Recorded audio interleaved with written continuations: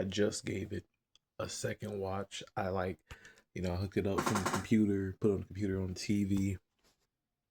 So so look, when I first got it, it was on my phone. But look, I really want to talk about it now. Let's really talk about it.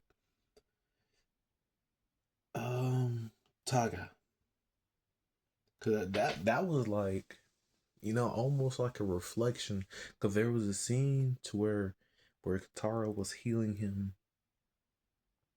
and you could see like what he was talking about. You could see the pain in his eyes about losing everything, like all like his people and his people culture, and being the last one.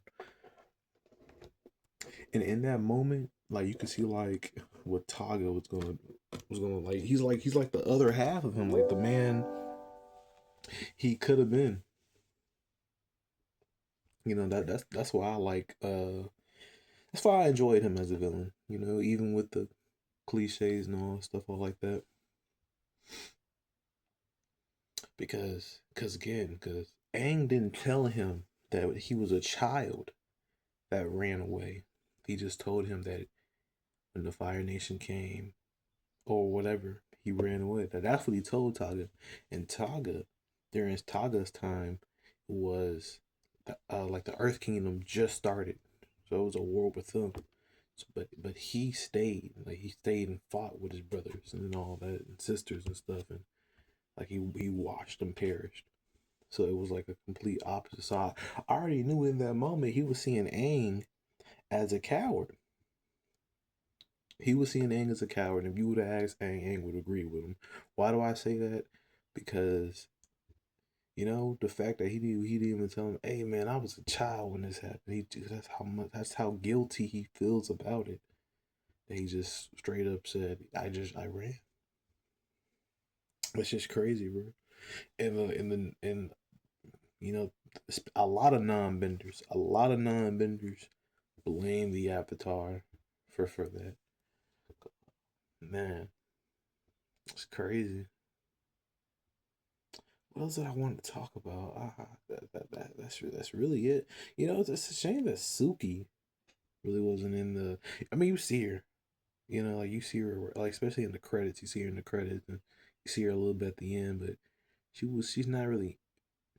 As a kid, I heard a rumor that something happened to her in a war, and I'm hoping they don't go with that rumor that I heard, because I'm pretty sure Legend of Korra Tenzin said he found the bisons. I'm not sure, but in the movie, it's Aang. It's Aang who finds the bison, which is pretty cool. Pretty cool.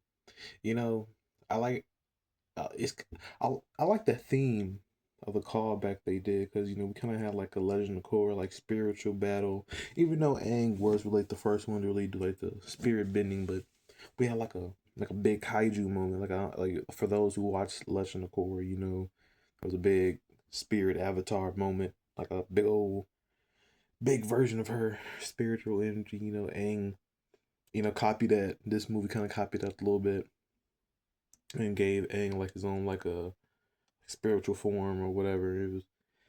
But it was a callback back from the original series, because he ended up doing the same thing he did. He gave up that power. You remember he was meditating with the guru guy on. Again, see even with the guru guy, they've always done that. Done like a callback to like Indian culture and stuff like that. Yeah, even in the first series, like that he was a guy who lived a long time, you know. So yeah, I guess they always did have like dark skinned airbenders, like that little, that's pretty cool. That's pretty cool to see. What do you call that? Like West Asia. It's a pretty Asian show. Like, it's pretty cool. Yeah. What else did I enjoy about the? It was cool seeing like Republic City. For those of us who read the comics, that was our season 4. We was promised a season 4 air.